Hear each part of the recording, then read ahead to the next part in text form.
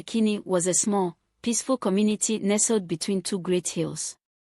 Here, tradition was sacred, and every event, no matter how minor, was celebrated with reverence. The people of Ikini believed that the land and sky worked in harmony to shape their destinies. And on this fateful night, the air was filled with expectation as the cries of newborns pierced the quiet. Ojeni, the village's most respected fisherman, had prayed for this day for years.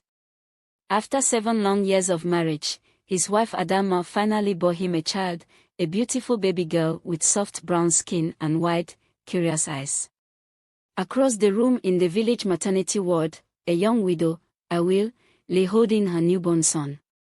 Her heart was heavy with grief for her late husband, yet as she held her baby, a shine of hope warmed her soul. The small maternity ward was staffed by one nurse, Mama Yudoka, an elderly woman known for her sharp tongue but gentle hands. On that fateful night, she had her hands full, running between Adama and Awil, tending to the babies and their mothers.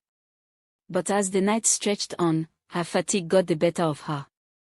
In the spell of activity, Mama Yudoka made a mistake. A terrible, life-altering mistake. As she washed and wrapped the newborns, she mixed them up, placing Ojeni and Adama's baby girl in Awil's arms and Awil's son in the arms of the fisherman and his wife. Unaware to the error, both families returned to their homes. Ojeni and Adama named their son Kin while Awil, despite her grief, named her daughter Ifenanya, which meant love. The families went about their lives, nurturing the children they believed to be their own, never suspecting the truth that lay buried in that fateful night. As the children grew, the differences in their personalities became more obvious. Kin, now a handsome boy of 7, was quiet and thoughtful. He spent much of his time by the river, watching the water ripple and listening to the stories told by the village elders. He wasn't much of a fisherman, much to Ojeni's disappointment. Ojeni had always dreamed that his son would follow in his footsteps, taking over the family's fishing business. But Kin's heart lay elsewhere. Kin, my son, Ojeni would often say as they stood by the water's edge, the boat bobbing gently in the current. The river is our lifeblood. You must learn to respect it, to read its moods. It will provide for you, just as it has for me. Kin would nod dutifully, but his eyes always wandered toward the village storytellers who gathered nearby to recount the tales of their ancestors. He was fascinated by the stories of the gods and the heroes of old, feeling a connection to the words that flowed like the river itself. Meanwhile, Ifenanya was the opposite of Kin. Bold and fearless, she thrived in the demanding environment of Awil's humble home. Awil, though poor, worked hard to provide for her daughter, and Ifenanya grew up learning to fend for herself. Despite the odds, she developed an unusual talent for fishing, something that baffled Awil, who had never stepped foot on a boat. Ifenanya, how did you catch so many fish today? Awil would ask, in admiration as her daughter brought in nets full of tilapia. I don't know, Mama, Ifenanya would reply with a sigh. It just feels natural. As Ifenanya grew older, her strength and agility continued to surprise everyone.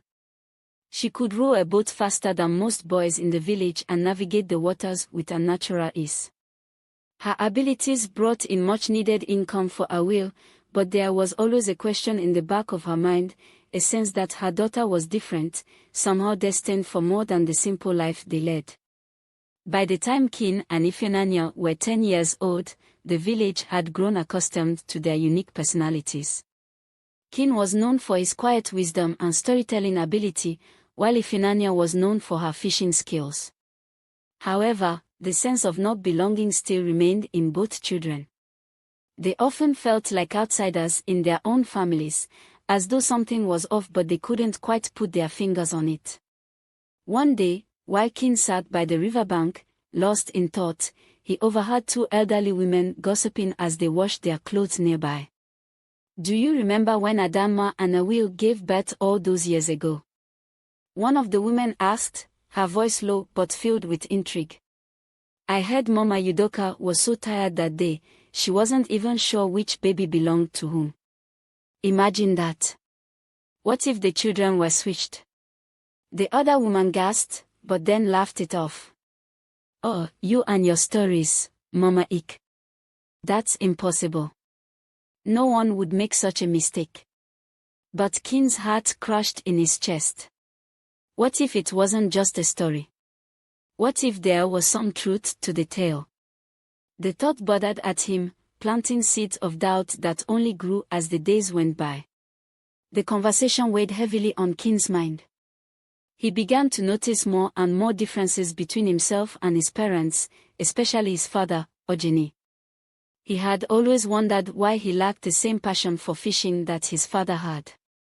And why did he feel such a strong connection to storytelling, a craft that his family didn't seem to value? The more he thought about it, the more certain he became that something was wrong. He couldn't keep the secret to himself any longer, so he confided in Ifunanya, who had always been like a sister to him, even though they weren't related by blood. Ifunanya, have you ever felt like you don't belong? Kin asked one afternoon as they sat by the river, the sun setting in a blaze of orange and gold. Ifunanya frowned, her strong hands fiddling with the fishing net she had been mending. Sometimes, she admitted. But why do you ask? Kin hesitated and then told her about the conversation he had overheard. What if we were switched at birth? He whispered, his voice barely loud over the sound of the river. Ifunanya's eyes widened. Switched at birth? That's impossible. Is it? Kin asked, his heart racing. Think about it. You're so good at fishing, better than I'll ever be. And I've never felt like I belonged with my family. What if we were meant to be in each other's homes? Ifunanya's mind raced as she considered Kin's words. It sounded silly, but at the same time, something about it felt right. Could it be true? We have to find out, Ifunanya said, her voice firm. The revelation weighed heavily on the children, but they knew they couldn't keep it to themselves. They had to tell their parents, no matter how difficult it would be. That evening, Kin and Ifunanya went to Ojini's house, where Adanma was preparing dinner. Papa, Mama, we need to talk, Kin said, his voice shaky but firm. Ojini looked up from his seat by the fire, his brow wrinkling in concern. What is it, son? Kin took a deep breath and began to recount the story he had heard. He told them about the rumors of the switch at birth and how he and Ifunanya had come to believe that they might be living in the wrong families. Adanma gasped, her hand flying to her chest. Kin, how could you even think such a thing? We've loved you since the moment you were born. I know, Mama, Kin said softly. And I love you too. But something doesn't feel right. I've never felt like I belonged here. What if I was never supposed to be your son? Ojini's face turned pale. He stood abruptly, his fist tightened at his sides. This is nonsense. You're my son, Kin. My blood runs through your veins. I raised you to be a fisherman, and you will carry on our family's legacy. But Papa, what if, Kin began, but Ojini cut him off. No, I won't hear any more of this foolishness, Ojini shouted. You are my son, and that is the end of it. Tears filled in Kin's eyes, but he didn't back down. What if we take a blood test, he suggested quietly. The village healer can compare our blood with yours. That way, we'll know for sure. There was a tense silence as Ojini and Adanma exchanged a glance. Finally, Ojini sighed, the anger draining from his face. Very well, he said angrily. We'll do the test. The next day, the village healer performed the blood test. It was a simple procedure, but the results carried the weight of destiny. When the healer finally returned with the results, the air in the room was thick with tension. The test is conclusive, the healer said, her voice intense. Kin, you are not Ojini and Adanma's biological son.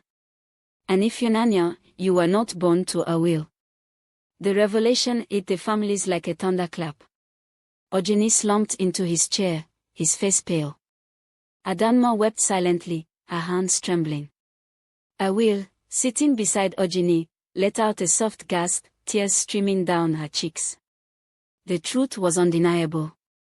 The children had been switched at birth. In the days that followed, the village buzzed with gossip about the switched children. Families whispered about what would happen next. Would Kin go to live with Awil? Would Ifeanyi leave the only mother she had ever known? But something unexpected happened. Ojeni, who had been devastated by the news, found himself unable to let go of the boy he had raised. Despite the truth of their bloodlines, Kin was his son in every way that mattered. And Adanma, too, could not bear the thought of losing him. They had loved him from the moment he was placed in their arms, and that love had only grown over the years. "We cannot lose Kin," Ojeni said one evening as they sat by the fire. "He may not be our son by blood, but he is our son in every other way." Adanma nodded through her tears. "We love him, Ojeni. We can't send him away." The next day, Ojeni and Adanma went to see Awil. "Awil," Ojeni began, his voice thick with emotion. "We know the truth now, and we know that Ifeanyi is our daughter by birth.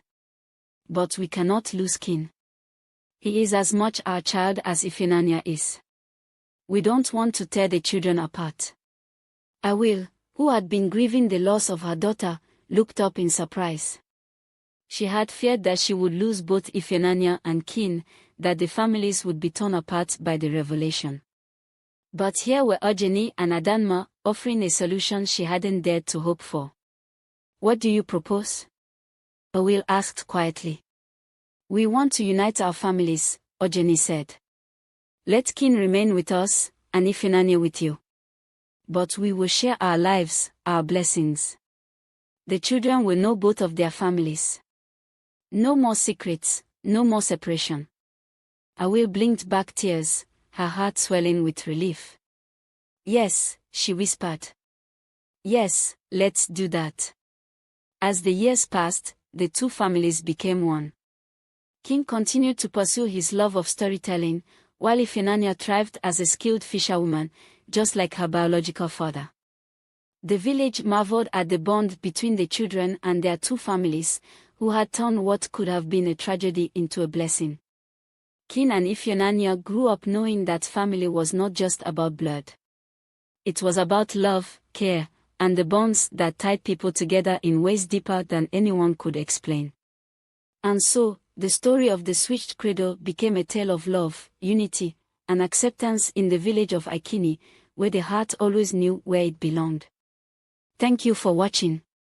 Please don't forget to like, subscribe, and hit the notification bell so you never miss a new story.